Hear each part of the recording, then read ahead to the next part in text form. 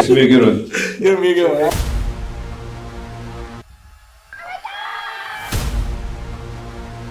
Definitely a different type of process. Cut down or freeze up. Being a coach's son. Jackson, of course, they keep reaching in. One stone is a hit by pitch. Oh my.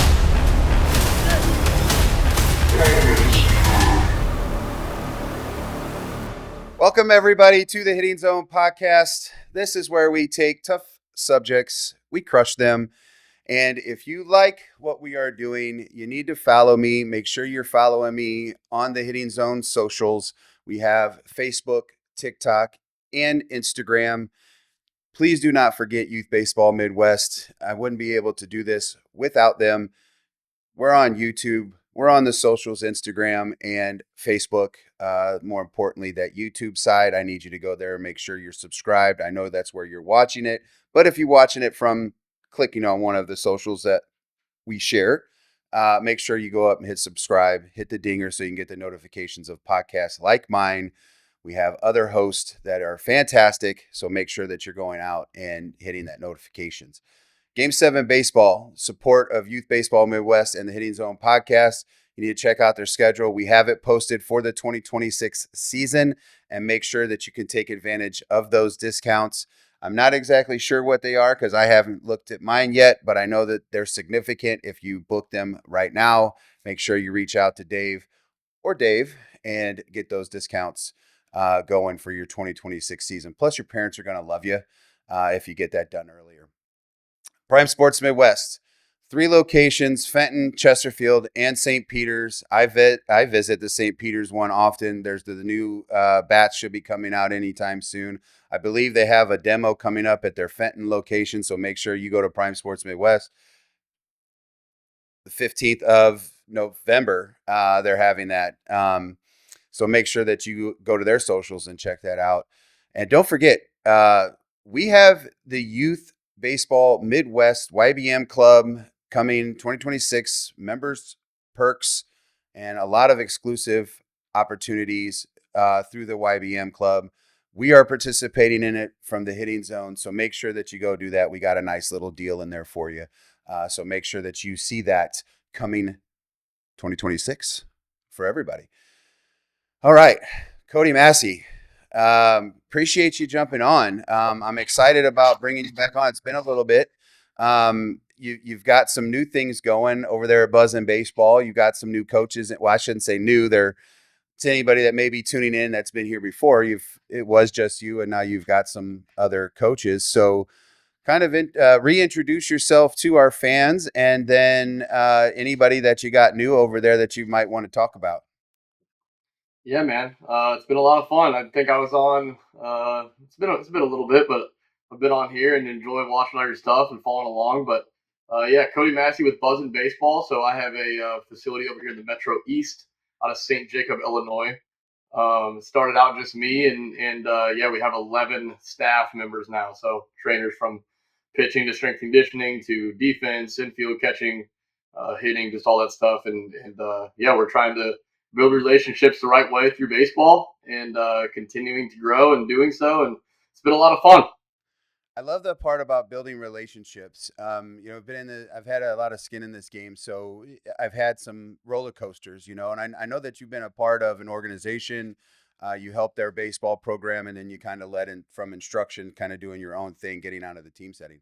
I'm actually kind of doing the same thing where I'm focusing more on the player development side versus trying to develop teams, to make my livelihood, if you will. And I enjoy the side of the development much more. I struggle sometimes with kind of today's generation and having conversations about baseball. I don't see it enough where kids, you can ask like, who's your favorite player? And they're like, I don't really have one. And I'm like, well, who's the best baseball player in the major leagues right now? I'm really not sure. And it bothers me. As much as I love this game and as much as this game has given me, the livelihood here, the places I visited. I wouldn't have been able to do that without baseball or softball in my life. And it's like, man, do you really love the game? And on your side, because you're out of the team setting, do you seem to have that in your facility with kids that like really aren't into the game like maybe you and were? Absolutely. So first off, I am actually still in the team setting. So I actually have a new Oh, club called the Rascals. We operate a club. It's just one team in age. We have 12 teams, I think. So maybe one age we have two teams. But so yeah, to your extent though, it's like around athletes from multiple clubs, from multiple teams, multiple everything, and it almost feels like the pace of life is too fast for these kids. When you think back to me and you, like we might have, you have a game and whatnot, but like you'll come home and you'll flip on the ball game and eat a pork steak that your dad cooked and play King Griffey Jr. Slugfest on Nintendo 64 oh boy. and do all these things like to where players, you're acting like you're Vladimir Guerrero Senior in their driveway playing wiffle ball and doing the Gary Sheffield and just all those things. Like you have these kids now that they walk in and they're like, "Hey, what's my exit velocity? What's my bat speed? See you later. I'm going to go home and play Fortnite and do homework and go to gymnastics and jujitsu and hockey." And it's just like the pace of life for kids is just a little different than what you and I had. And I think that plays a role in kids not watching baseball and not being around that stuff. And so, the power of the cell phone, kids are scrolling 6-second videos and getting that quick dopamine hit rather than, sponging a 18 inning playoff baseball game till 3 in the morning. So it's just a little different. I don't know. It is I like I know it's different. I know that we have more things available to us, and you brought up a good point about the pace of life. And I don't think we think about this enough. Are we asking too much of our athletes? I didn't really want to go that direction, but I think with what you said, I think it's important because I'm dealing with this even at the younger age groups where it's select soccer, it's select baseball, it's select basketball, it's select hockey, or travel or whatever you want to call the stuff. I'm 45. I know you're younger than me, but I did play multiple sports, but I never played multiple sports like they do now. And then the demand of it. So I always played catch, right? I always played baseball because that was my focus. I played football a little bit when it was football season. I wrestled when it was wrestling, or I played basketball in high school when it was basketball season. I wasn't good at those two things. I didn't end up wrestling because I didn't like the singlets, but that's a whole nother conversation. But basketball, my coach wanted me to stay in shape. So he had me running up and down the court. I never actually logged minutes. I think I got in 3 years of playing basketball, I might have 4 points and maybe 38 fouls. Because I think my opportunity was to foul everybody from Pattonville because we hated them. And I wouldn't mind putting an elbow in someone's chest. But that's I never focused on basketball and baseball and football and soccer and hockey. And so like I always think about, we don't go out and play enough. Well, is there time to play? And if we can't go outside to play enough, then there's surely it's not outside time or enough time to play, or excuse me, enough time to watch the game. I think you bring up a very good point in saying that. It's like the pace of life is way too fast. So are we actually as parents doing a disservice by putting our kids in all these things because we want to keep them out of trouble? Yeah, man. I think it stemmed from as parents, just like that FOMO, like just fear of missing out, right? It's like, oh well, Johnny's in he's playing select travel AAU basketball, and I want him to be the top at that, and I want him to be the top at baseball, and I want him to, XYZ. And I think, back then, like we played multiple sports, but the athlete is just so much different now. Like the level of training is so much different. And so it's very, very, it's a lot harder to play multi sports, right? Because like the demand of what you need to do to excel at that sport is at the highest it's ever been. Um, like if you put down a bat for 6 months and expect to go play baseball alongside some of these dudes we have now, it just doesn't happen. Like it can't happen. And so now there are kids that are high-level basketball athletes and high-level baseball athletes, and they manage both appropriately. And, they have Sunday night meetings with their family and say, hey, how are we going to get your swings in through the basketball season? Or how are we going to get some shots up through the baseball season? There are some families that do that, but I think it starts out at those younger ages where you have these families that are like the fear of missing out. And so, they're in basketball season, but then they also have their kid in like 4 days a week of baseball training. And then that same kid, like where he would have had opportunity to play some wiffle ball and before he goes trick or treating, like that same kid is now training for 3 hours and then he's going to basketball practice. And like, so again, it just comes down to like that pace of life, because the pace has to be high in order to excel at the sport. And it's just like athletes and training is just that good now to where you can't do it all. You have to make some decisions as a family and as an athlete on like, which basket am I going to put my eggs in, and that has to happen. It's starting to happen a little bit younger. It's unfortunate to an extent, right? 'Cause it's like, I want my kid to be able to do a lot of different things, but man, if he's going to excel at something, like we're going to have to really dive in on one. Yeah, I feel like because my favorite thing is I always say that I want an athlete that plays multiple sports. And then here I am sitting here wondering to myself, like, is that something that I actually really want? Because they're literally focused on so much. And I can remember that, I would go home, dinner would be at 6:30, whatever the case may be. We would get done eating dinner. My parents would turn on the game and we would watch whatever game was on. And I didn't have cable for a while. So sometimes, it had to be a Saturday game or, whatever was on channel 11 KPLR, I think it was. But I remember having the routine, and it became a standard, a culture in the household. Like, we ate dinner, no TVs. We obviously had no cell phones. I still adapt that now. Like, I don't have TVs in my bedroom. My kids didn't have TVs in their bedroom. They don't take their phones with them in there. I don't take my phones with me in mine. You're supposed to shut down, get away from it, right? And I think if once you build those routines, then good things happen. I really think a lot of my maturity in the game came from watching the game, my IQ from the game. And we practiced, we had Legion practice was every day, or games, right? In high school, it was practice every day and games. When I was younger, my dad made us practice 3 times a week plus games. And I don't think that was enough, because you just don't see what you could see on television. The play with Pajes and Kike, and Kike was disappointed because he thought he missed the ball, and Pajes was like, "No, I caught it, buddy," and he was ecstatic. Like, those emotions just go to show you, like the Barger mistake that he made in Game 6. Oh my Lord, that's it. That's something that you should be watching, and just parents need to see it, because there's mistakes being made at the highest levels, and yet we're chewing out our kids on a routinely basis about going 0 for 3 with 2Ks and having clueless at bats. And it's like, that stuff happens. Maybe the kid was having a bad day. Instead of yelling at him, why aren't we asking questions? And so if we watched more, would we give more leniency to our athletes as a whole? And then hearing color commentary, the play-by-play guys talk about situations, IKFs play it, are not scoring on that ball. Did you see his leadoff? Or the lack of the secondary. You go back, and this is why I scream and holler at my kids routinely, like contact plays, and trying to, why are we working these in practice? For that single play.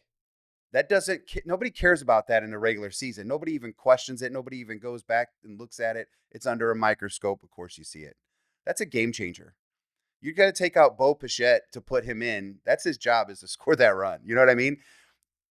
I feel like we are always, hearing, my kid loves baseball. Do you truly think that these kids love baseball if they're only putting in the required time? Because when you tell me I love baseball, dude, I was invested in baseball. Yep. And like, there's so much, like, there's a lot you said that it's good, but like the human side of things, right? Like, you're seeing hustle and effort out of grown men, right? You're seeing Tommy Edman back up a line drive to Freddie that hits off his glove and he makes an unbelievable play. You're seeing Vladdy come off the bag for a bad throw and pick it and fire to third. Like you're seeing a lot of things that, like you said, are IQ. There's heads up baseball, but it's also like these are grown men. Like, yeah, do they pimp home runs and walk around with 15 chains? Like that's what these kids are noticing. It's because like that's what they're seeing in the 6-second Instagram clip. They're not seeing like all that other side of the baseball, like the game itself, and learning. Like, I mean, shoot, when a ball gets stuck in a wall, right? It's like that's a what are the odds of that happening? It's like knowing what to do and throwing hands up and hearing what Dave Roberts has to say about that dugout. It's like, um, yeah, I'm with you, man. There's a lot to learn by watching. Um, I think there's like a Yogi Berra about that, a Yogi Berra quote about that. Like you can learn, you can see a lot by watching or something. It's pretty funny, but I'm with you, man. I think ultimately it comes down to taking the time to do those things, right? Like kids fall in love with the game by sitting with Pop and watching that stuff and hitting a wiffle ball in the backyard. It's not just going to happen by rolling into these $1 million facilities and getting your 30-minute lessons in. Yeah, I think that's all of the points that you talked about. Like, there was a play, I can't remember what team it was, that the ball went underneath the outfield wall and they didn't give it to him. That happened a couple years ago. I can't remember who it was, but they kind of Yeah, they like jogged out there, right? Yeah, and the umpire did. And he was like, "No, you can pull that ball out." And he went and flicked it out like it wasn't stuck, And they were trying to get away with whatever the rules was, which is from the outfielder's standpoint.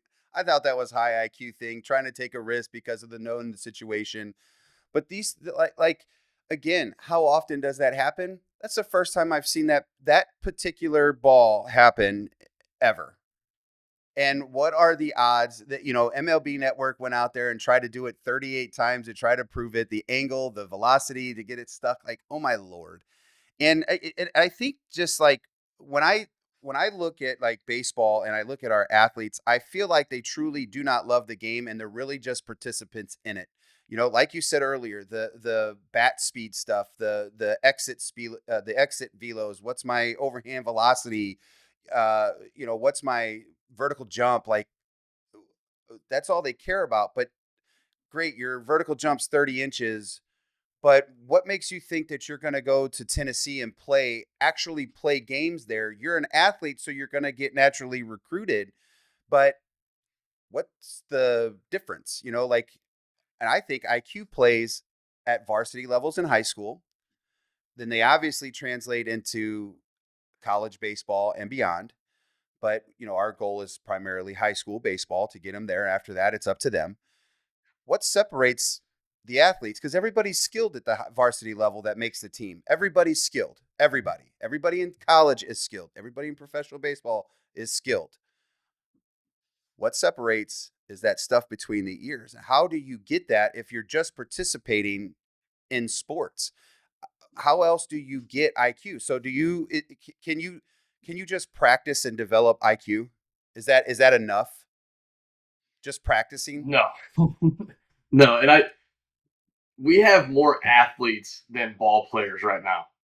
Like that's like if you put it in a sentence, that's what it is. Like we have more athletes than ball players, and it's like how do we develop gamers? They have to play games, and they have to make up their own rules. They have to know how to cheat without cheating within those rules, right? Like when you're playing wiffle ball, it's like, hey, if you hit it over the side fence into the neighbor's yard, you're out. It's like now those kids are shifting their approach. It's like, hey, I have to shift my approach to not hit over the neighbor's fence or I'm out.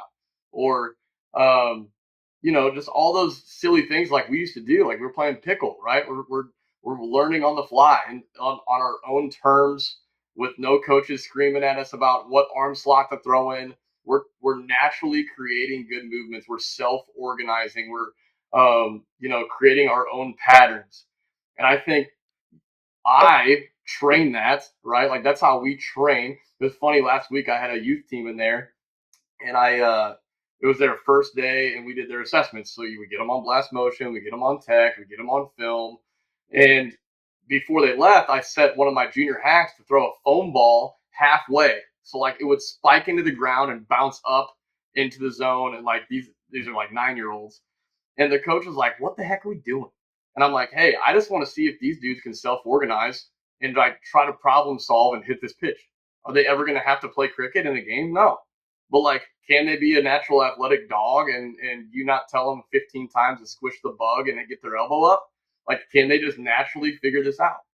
And it struck that guy like, holy cow, like this is like rocket science. Like, no, it's not. Like, kids just don't play wiffle ball anymore.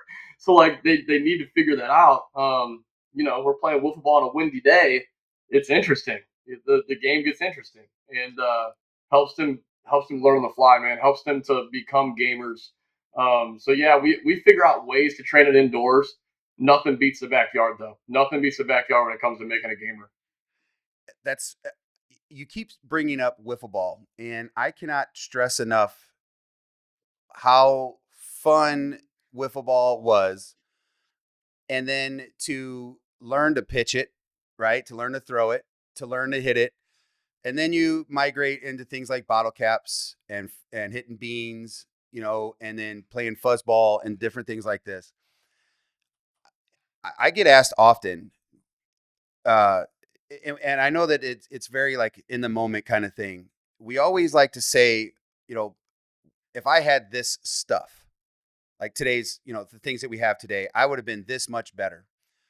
Honestly, I don't think I would want to play in today's game. I don't think that I would be hitting wiffle balls. I don't think it would have made me the hitter that I was then. I know that I would be a better athlete.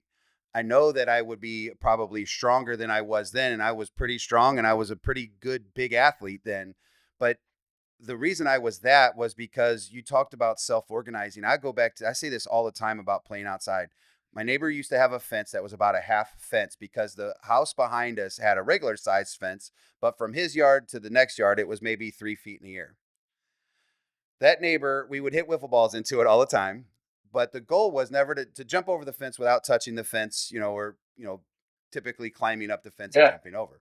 Well, you had to do that on the way back because it was like a 5-foot fence, 6-foot fence, whatever. And so naturally, I was running and jumping. I was doing box jumps without thinking about doing box jumps. You talk about self-organizing. How hard is it to hit a sinker, and wiffle ball, to hit a rise ball, to hit a curve ball, to hit a changeup, to hit a knuckleball? I'm like, you don't know what's coming.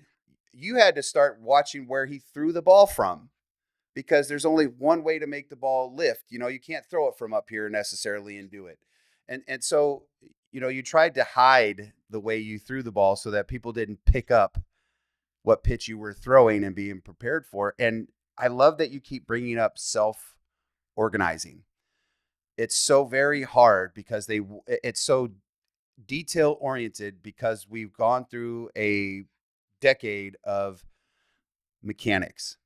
Everything about your swing is mechanical. There's no adjustments. There's no learning. It's coaches yelling.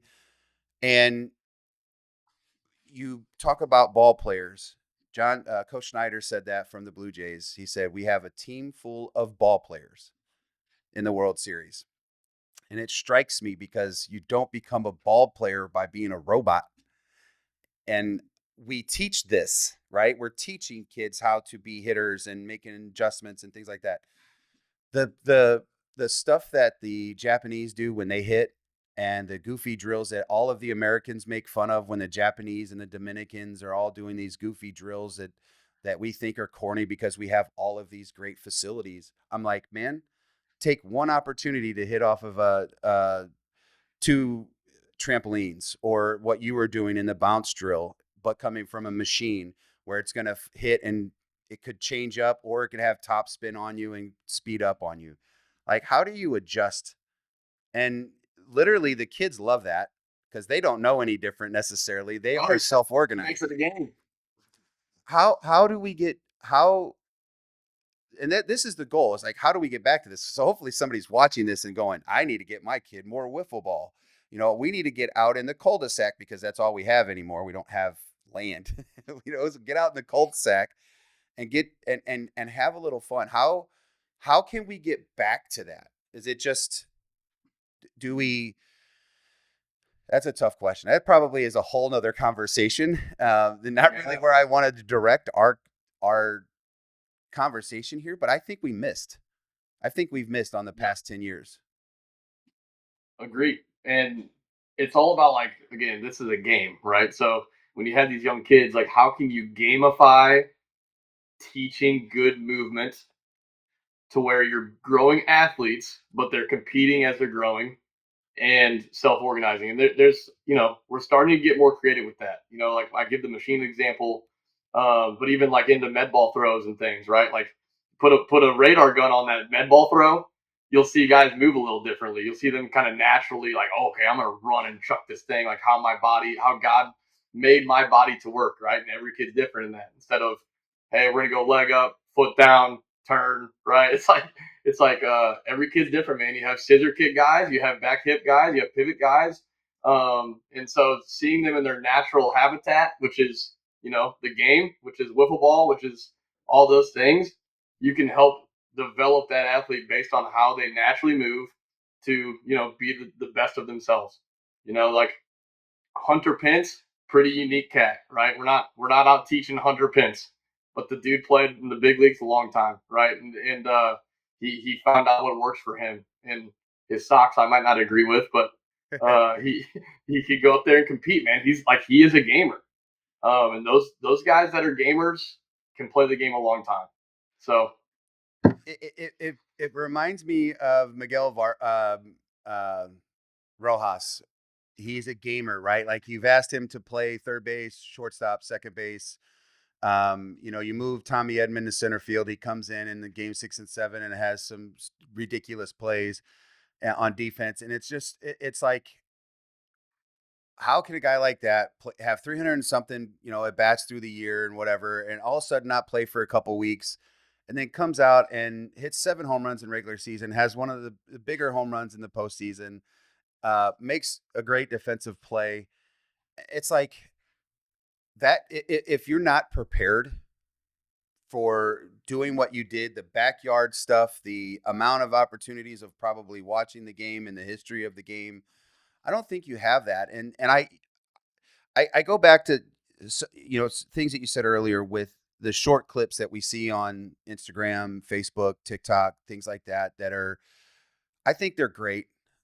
I think they're great for selling something. I think they're great for having conversations.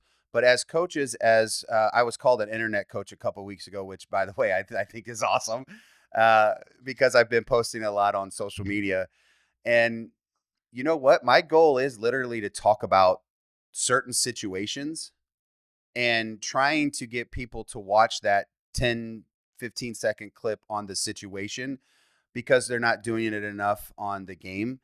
Do you think those like things like short clips and like the media stuff, has that ruined our athletes in the ability to see how the game actually unfolds? They'd always see homers, right? You're always seeing the diving play, but they didn't see the pre-pitch routines or the foul ball that he just missed or, how the pitcher was setting him up or previous at bats. This is why I go back to like, we don't watch the game enough. Is that short clip mentality ruining our young athletes? I don't think it's ruining. I think it's given just a cop out though. It's giving them a cop out because like I mentioned the Vladdy play coming off the bag. It's like guys saw that. They saw that on the MLB Instagram, but they didn't see all the things that unfolded into that. There's a lot that unfolds into that play, like with where the runners are, just the awareness of all that. They see just the pick and the throw, and they don't see him how he comes off how he gets on the bag, comes off the bag, the ball gets hit like. Um, I wouldn't say it's like ruining because again, it is bringing awareness to those things. Like it's kids are seeing that play. But there's just a whole other layer to that. It's just like reading. It's like the world of self help. Like kids can go get a quote, or like we could go get a quote and stew on that quote and say, "Ooh, that's a good quote." Or let's use the Bible as an example, okay? 'Cause that's where my head goes. But I could go get a tattoo on my forearm of a verse that speaks to me, right? But I could completely pull that verse out of context. Like I didn't read the book or the passage. I don't understand the setting. I don't understand the things that are going into that verse. I could pull it completely out of context, and that's what athletes are doing right now with the game. Like they're seeing the home run and the bat flip, and they pull that little nugget and they say, okay, this time I'm going to go approach every single swing I take, every single pitcher I face, instead of like understanding the context of that. It's like, man, I have runners on second and third right now with nobody out. I need to do a job, right? I need to do a job here instead of like I'm going to launch my A swing on this dude's splitter that hits the plate, right?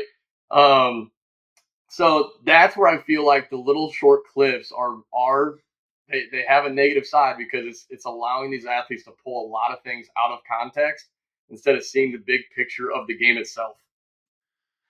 I like the out of context part versus ruining necessarily, because when I think about it, I was like, man, we're just training a bunch of highlight junkies. It's like that's all they want to see is as highlights, and that's all I hear.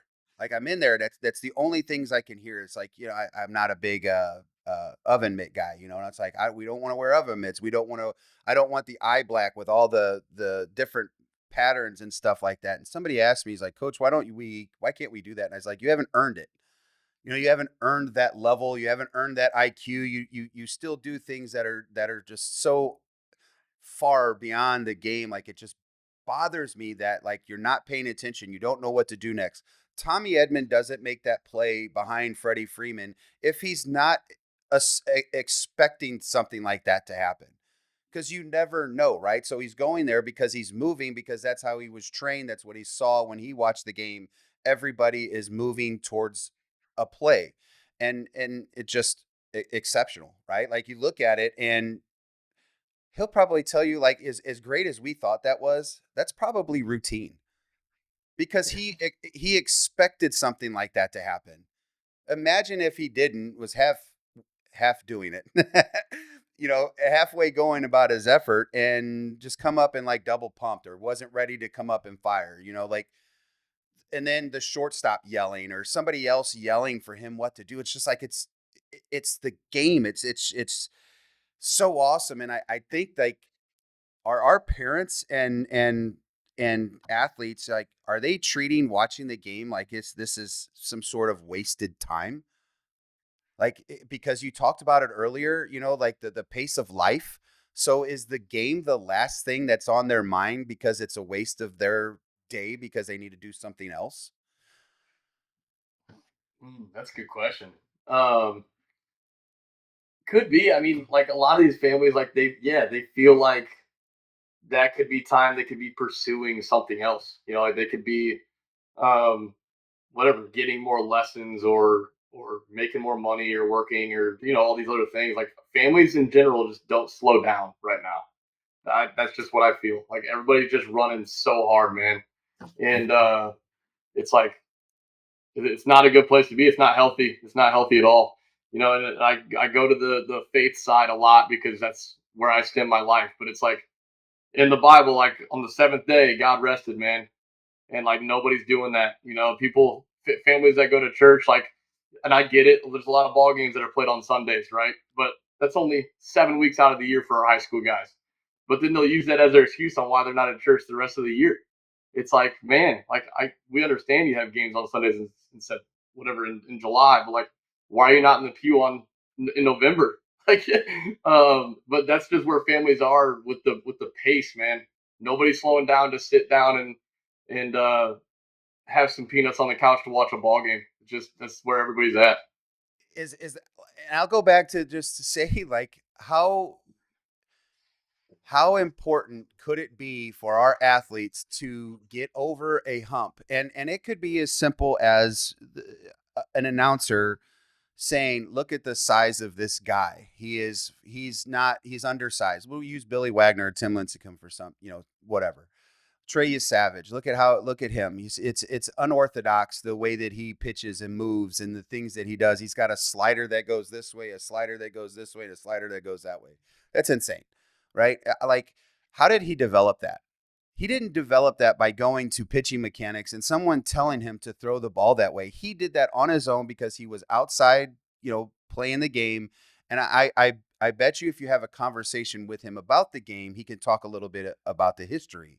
So there's not this one size fits most kind of thing. I use that term because I'm a big guy, so I'm not most. But I really struggle mightily with the IQ of our sport. I wonder sometimes, because I have athletes who I can talk to that love the game of baseball. They will watch games. They have a high IQ. We can talk history. I'm talking, Babe Ruth stuff, to a kid that's 14 years old who has no athletic ability, but he has a major IQ for the sport. I'm going to bet you that one day he's going to be a great coach. Now, the problem, he doesn't work hard enough. He doesn't want to be in the gym. There's a place for players like this, and would you rather have a kid that you're training or you're working with that maybe doesn't have a high skill set but has a high IQ? Like, and maybe this is a one-off, and I might not be asking this the correct way. I would much rather, I have much more enjoyment talking to kids about baseball than I do trying to train kids to be uber athletic. Mm, And that's good. I think for guys to play a long time, you have to be one of two things. You have to be either unique, like you said, so unique, like you're throwing from a funky window that is just unique. Like I think of Drew Winslow at Triad just this past couple of years. Like he's throwing from like a low 3/4, and he's 6'6", and it's just like a lot coming at you. It's super unique, right? He's gonna get to play the game a long time because he's unique and he works his butt off, right? You either have to be unique or you have to be a gamer, right? Like David Eckstein had a career because he's a gamer. And I feel like right now there's less unique and less gamers, right? It's all athlete, same swing, same everything. Um, and so I would much rather train the unique or the kid that is the gamer, right? It's like in the past I would say this when I started though, I'd rather train the athlete. I'd rather train the kid that's super athletic because I'd be like, ooh, like I could make this kid throw really hard, or ooh, I can make this kid hit bombs. But then in the long run, it's like kid can't hit, kid can't throw strikes. Like kid doesn't have an arsenal, kid can't hit a curveball. So like I'm with you there. I'm with you. you say unique and gamer. I would probably put those two together right now because it's unique to be a gamer. And you bring up guys like David Eckstein or Kike Hernandez. He hit 220 on the regular season and just had some big moments, and I'm not a big Kike fan. I think he's weird. I enjoy the energy because it's clubhouse fun, whatever. Whatever. But that guy, I think I would love to have on my team. That Tommy Edman, the Brendan Donovans, as a Cardinals fan, like having a guy like that, I think needs to lead your clubhouse. Nolan Arenado is not leading your clubhouse. A guy like Brendan Donovan is the guy that leads by example. The David Eckstein. How in the world does David Eckstein be a World Series MVP when you have some of the best players in the planet on your team? An MV3 or whatever that 2004 group had, and he's your World Series MVP. He's getting to ride around in a Corvette, and it literally just goes to say he put everything on the line. And you're correct to say we don't have that anymore. Kids really truly only care about what they're doing, and is that because of the highlights you see on Instagram, and it's only one guy, it's not a team. And I know that this game is kind of individually driven, a team concept kind of thing. But I mean, I'm not going to take David Eckstein over Albert Pujols. I'll tell you that right now. I'm not going to do that. I'm not going to take Kike Hernandez or Tommy Edman over Shohei Ohtani. You know what I mean? I think like that's a super unique style of player. But those players also are gamers. The Vlad Guerrero Jr. Correct. is a gamer. Correct. The Rojas is a gamer. You don't get to the big leagues without being a gamer. Some of those have the uniqueness and the gamer side, which makes Shohei the skill set that he has. I mean, he may be the greatest player. He's still got time. Babe Ruth to me is that guy, like just baseball player. I don't think the greatest athlete. I just think greatest player. And kids are missing that. kids are missing watching what Yamamoto did and Madison Bumgarner did in 2015 or whatever it was, that he went out there and actually had better numbers than Yamamoto. I know that we live in a moment, we're a culture that lives in the moment right now. I just think we miss so much by not investing in the IQ parts of this game, and that has to be developed because it has to be a mental rep, right? Like watching the game, whether it's at your brother's high school game or college game or big leagues, isn't that a opportunity to have a mental rep and actually get 7 days worth of work? Yeah, man.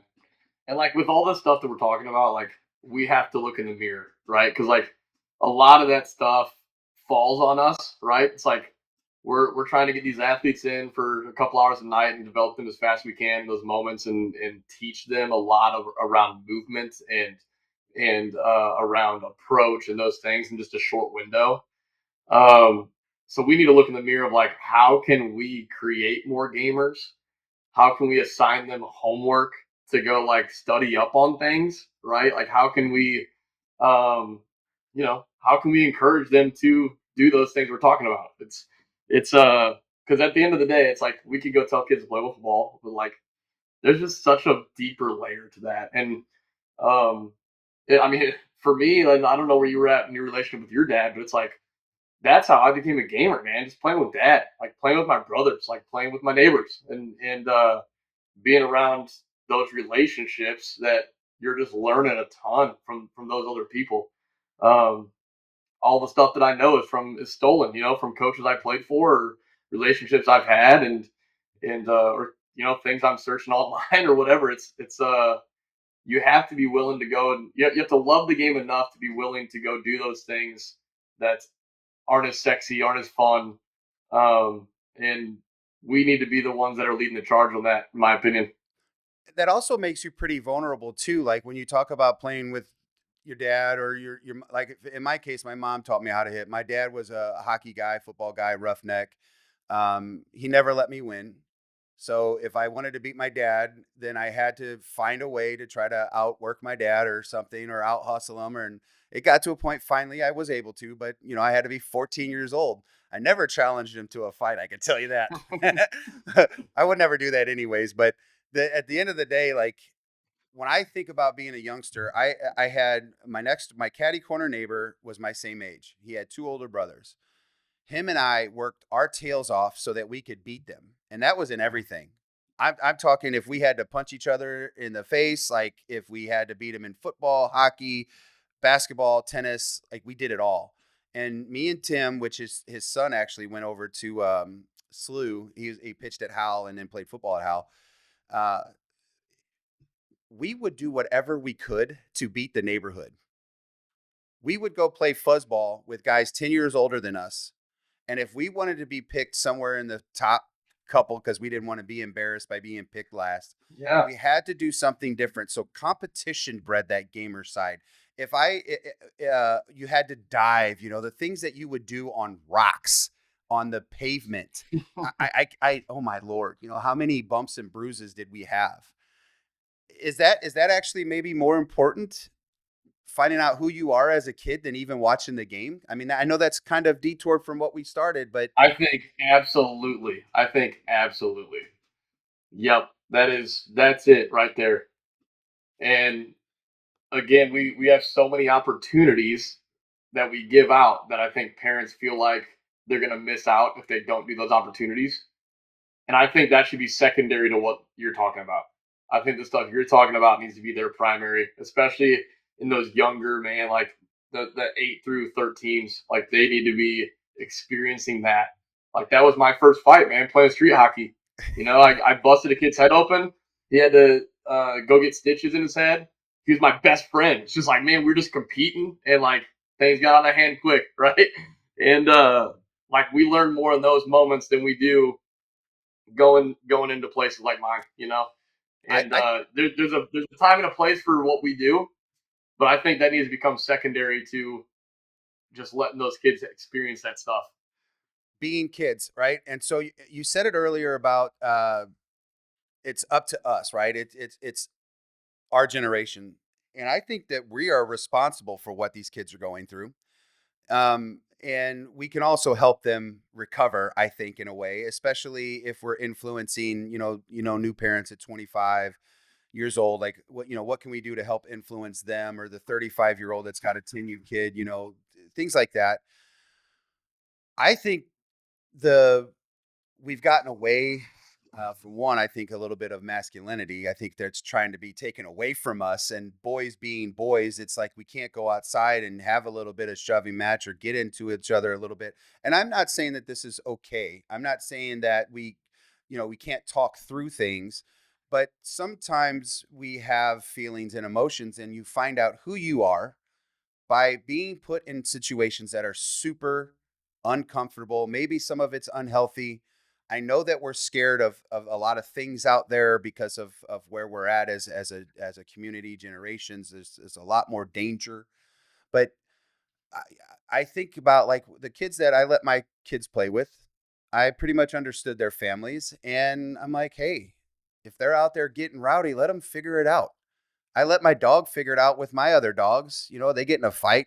Let them figure it out. I'm not going in there and putting my hands in front of their jaws. You kidding me? One of the dogs gonna go yipe and maybe bleed a little bit. And I'm like, yeah, they'll figure it out. That dog's not going to mess with that dog again. And if it does, shame on that dog, because you don't bite the hand that feeds you, kind of thing, And if I got my tail kicked, because trust me, I've been in my fair share of rough things, I didn't go back and go, oh, I want to try this again, until I knew I could try it again. You know what I mean? And I did. I would get physically attacked, when we'd be out on playing street hockey, and then I had to figure a way to fight back. And it wasn't necessarily hands. It was, how can I get stronger? How can I get tougher? How could I be better between the ears, where I'm not soft when he knocks me down? How do I get back up? I really wanted to talk about watching the game, but I think that, to me, is like what made me, actually probably what made me the gamer that I was, and willing to lay it on the line. And it sounds like that's what you experienced too, because I was Yep. oversized. I was, So they would pick on my foot.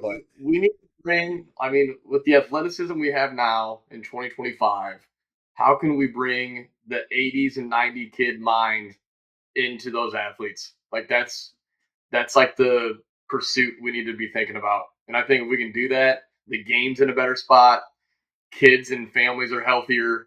And man, I think that's where we can align it with all this data, technology, science, fast-paced world we live in. How can we bring some of that blue collarness back into that? It's funny that you say 80s and 90s, because that's who's allowed these kids to be this soft.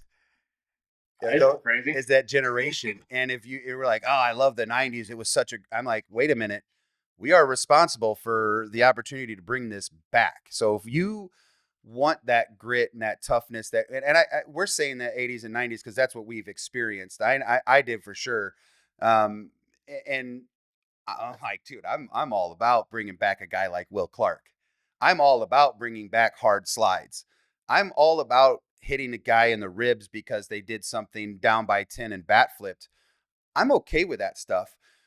But we got a little bit sensitive in trying to overprotect our people, our young people. And if why can't we drink out of the hose anymore? Is the hose water that different than the faucet water? I don't have a filter on my faucet. I don't have a filter on my hot water tank. I don't have salt in there to get all the hard water out. It tastes a little different, but I don't know why. It could be that there's residue in the hose. I might have gotten a bug or a spider that crawled up there, but is that toughness? Is that something where, like, a parent has to kind of put their hands or put their faith in God that something's not going to happen? Is that where we kind of miss? Is like parents are just so afraid of letting their kids get punched in the face or kicked in the shin or bullied or whatever they may call it. I know that's a strong word in today's society, but bullying did a lot for me. Being a fat redheaded kid, I got picked on a lot, and I will tell you, I did not like it. But my dad said, you have two choices: either accept it or don't. And I didn't, and I proved my worth.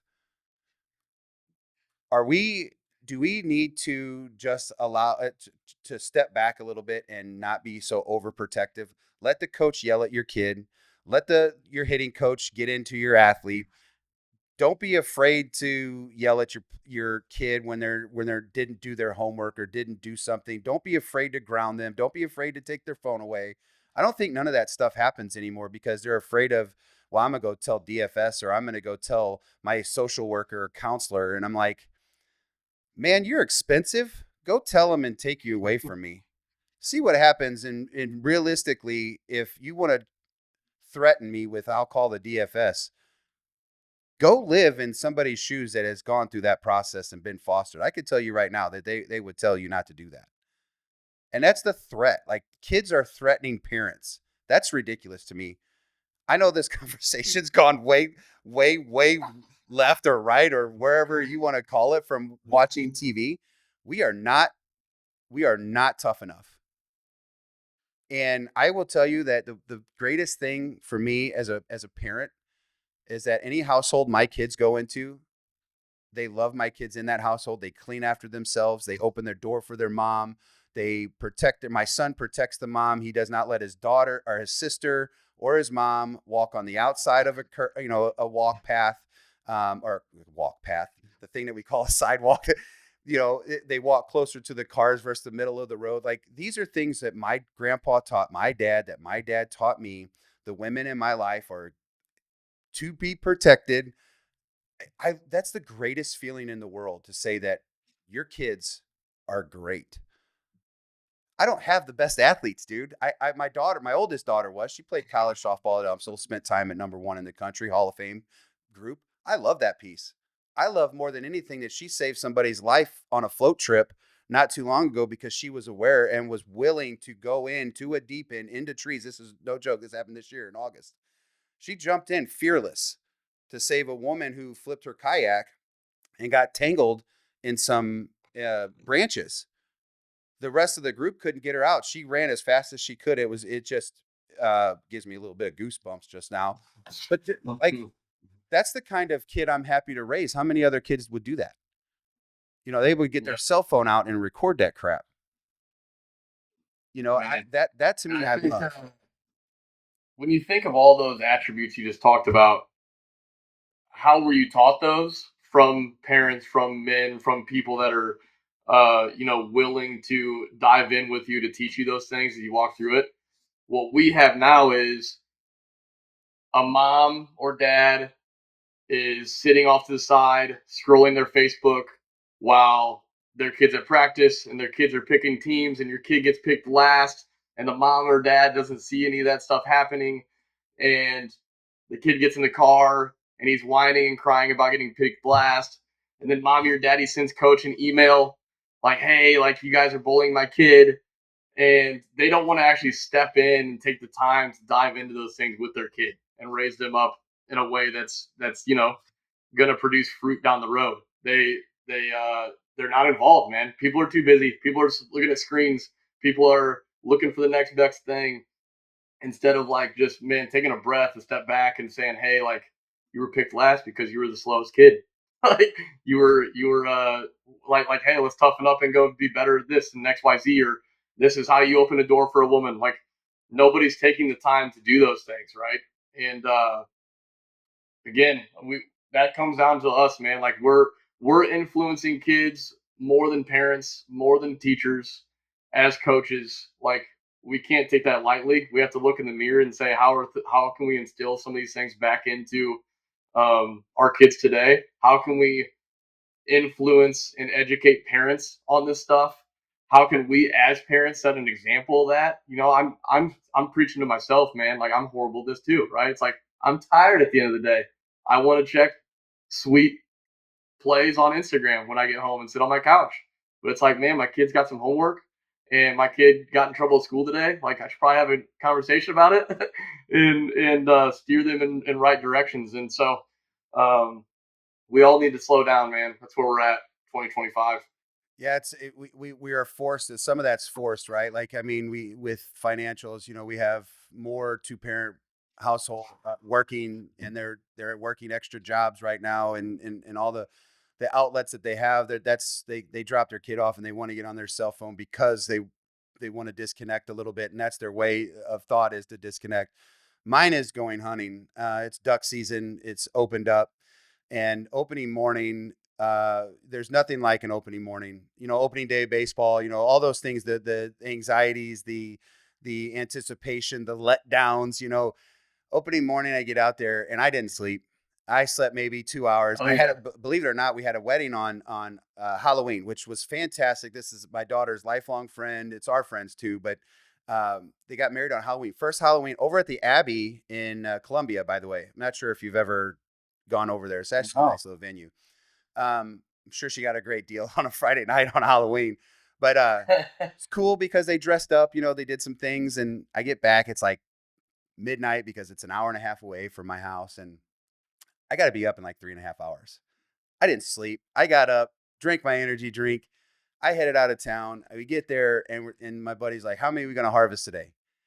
And the only thing I could think about was the world waking up, the sunrise. The birds gonna chirp, the way that the sunrise had looked, and those are my moments where I look at church. Like kind of like where I focus on my beliefs and faiths and stuff like that. I don't necessarily go to church, but that's where I believe in it. And I'm like, how beautiful is this? And my buddy can only think about like, how many we gonna shoot today? You know what I mean? I'm like, it doesn't matter.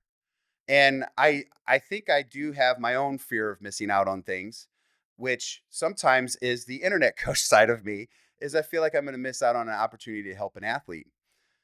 But then I have to pump my brakes, and I have to go back into just what made me good as a player. And I do, man. I got rid of do this and do that and hit this way and hit that way. If we pull a baseball, pull it in the air. If we're going to hit a ball up the middle, hit it to line drive, pitchers hide it. And if we're going to hit it opposite field, think ground ball, backside. I guess it should be different, the left side, but hitters. And I'm like, just do that. And, I have kids that are like, "Coach, why didn't you yell at me when I get struck out? It's 2 outs, bases loaded, and we're down a run." I'm like, "What do you mean? Game's hard. Why would I yell at you about that?"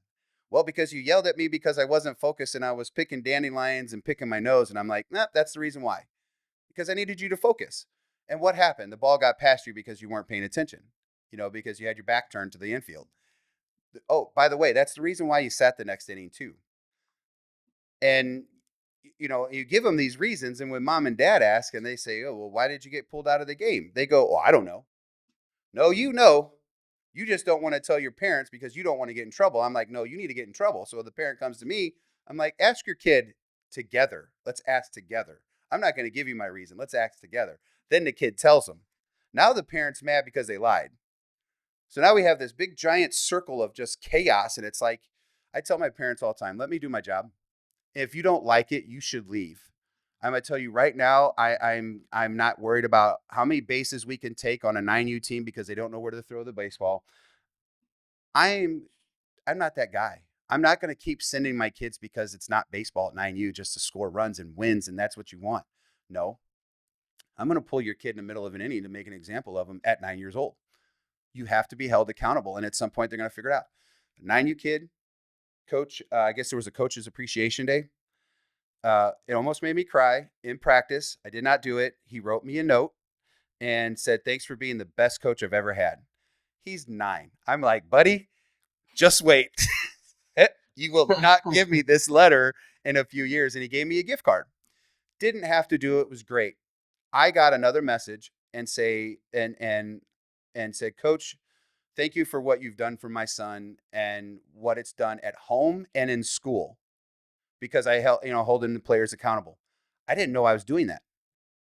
I didn't know the things that I was telling him to do at practice, like flipping his glove on the fingertips, setting our bats up correctly. Those things that I was demanding that has nothing to do with the game, all of a sudden went into life. The kid wanted to practice more. He wanted to play wiffle ball, like you talked about earlier. He wanted to play outside more with his friends because I told him he wasn't going to get any better if he doesn't do this stuff at home. That, to me, is the biggest victory of the season, of the fall season. Has zero to do with runs scored and what our record was. And I know that we need more coaches like that. I'm not saying I'm the best either, but we chase the wrong stuff. And I just, anyways, I that was an experience of mine that I had that was emotional because I am trying to impact lives through baseball because it impacted mine so much. And that's what I want to do is give back. That's why I have you on the show, because I know what your faith is and I know where you put your trust. And is that kind of how you go about your business with who you train? And now the rascals that you're. And by the way, I want to talk about this. We might have to talk about this after the show. I know that we want to try to get over in Illinois and do a winter workout tour. We would like to try to make it somehow into your facility, so we can try to figure that out. But do you try to kind of bringing your faith into this? Like, do you do that with your athletes? No matter what, it doesn't matter.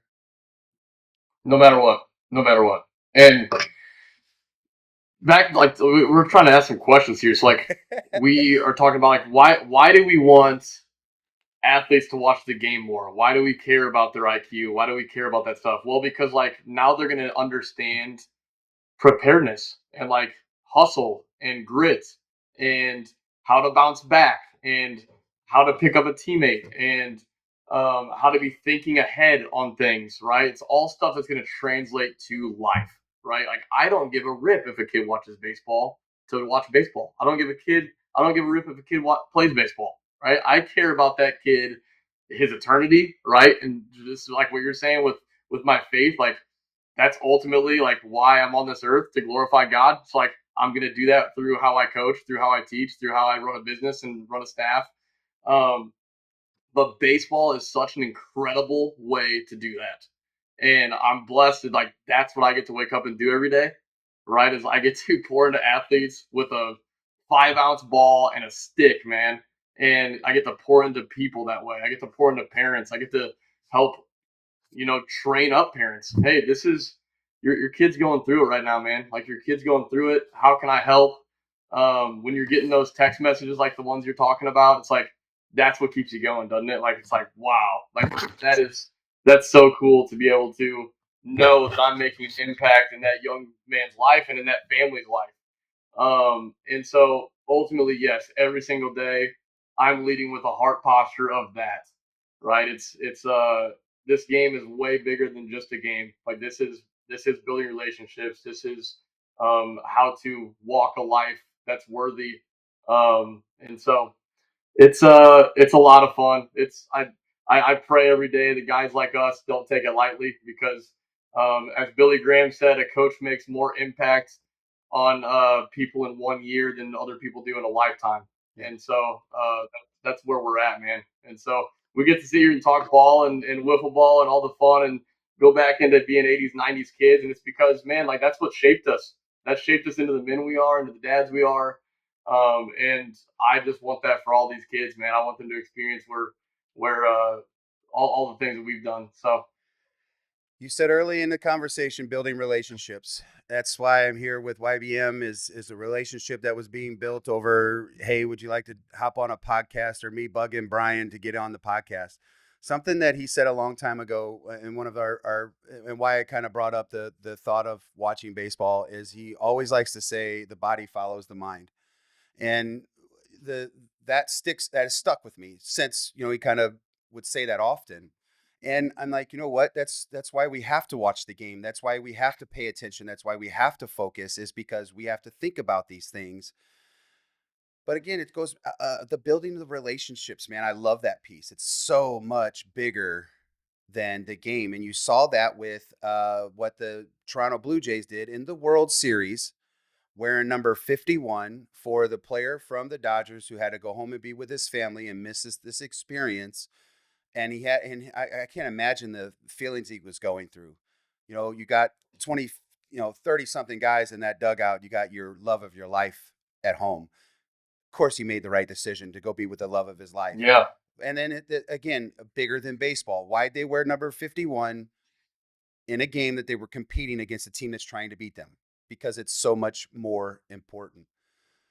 Well, it was supposed to be about watching the game. We kind of detoured a little bit, but it's always a good conversation, Cody, to have you on. So, Buzzin Baseball, how do we find you? Instagram, TikTok, and all the socials?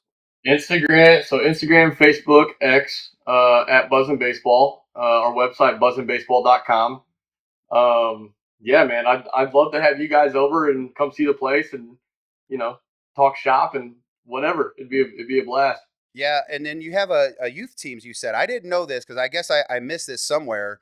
I follow you pretty often, but the Rascals, is it the Little Rascals or just Rascals?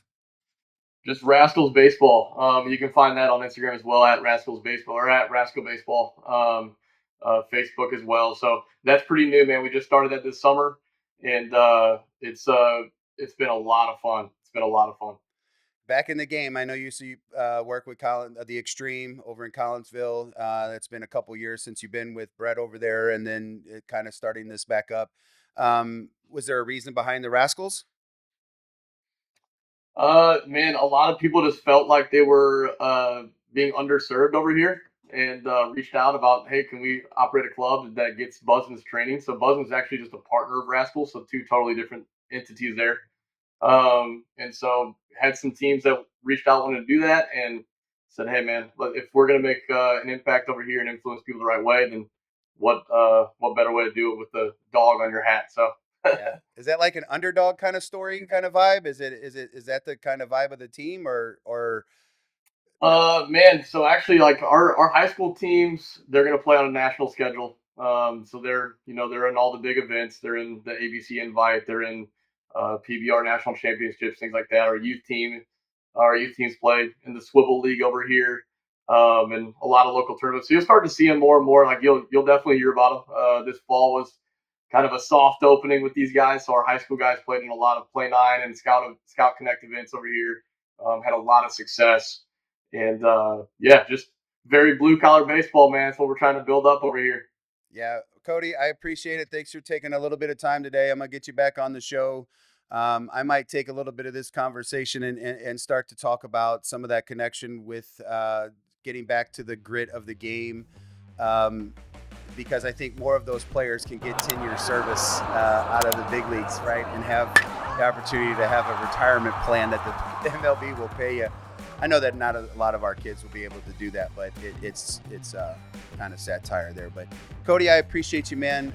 Thank you, and you have yourself a great day. And I'll connect with you, and I'm sure Brian actually will probably do this more to try to set up a date to get over there to visit your facility. Yeah, sounds great. Thanks for having me. Yep, Cody, appreciate you. Have a great day.